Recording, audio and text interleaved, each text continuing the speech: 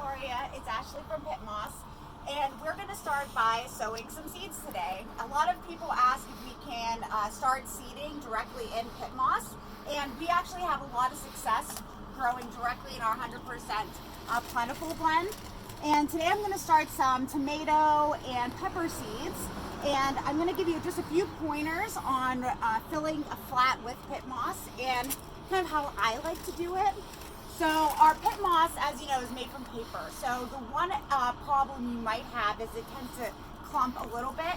It's really easy to break that apart though. And so when I go to fill a flat and I really want a fine, looser media for the seeds to start in, I kind of just shake my hands across the flat initially and just start to fill in from the center out.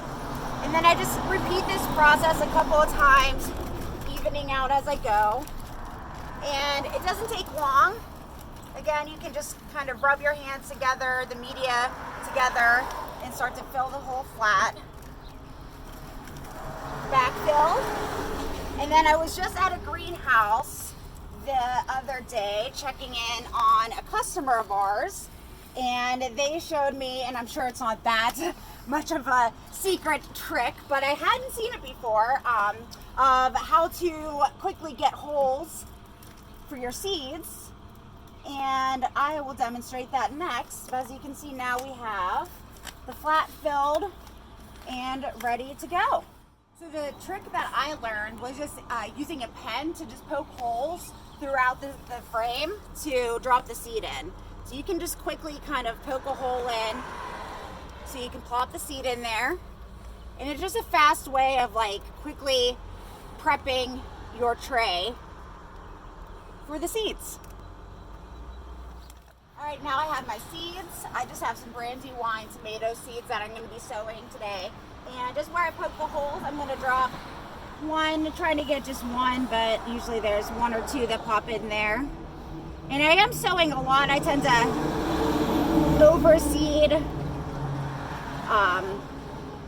and then thin out more as they start growing. But these will get going. And I'm going to fill out the rest of this flat, and then we're going to hit it with some water. We're just going to cover our flat with a healthy amount of water to get started.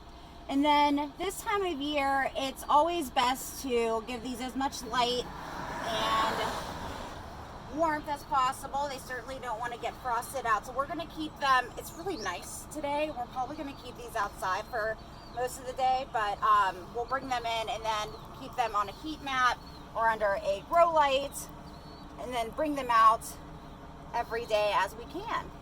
So the one thing you can do as you're stuck inside is you can still garden, thankfully.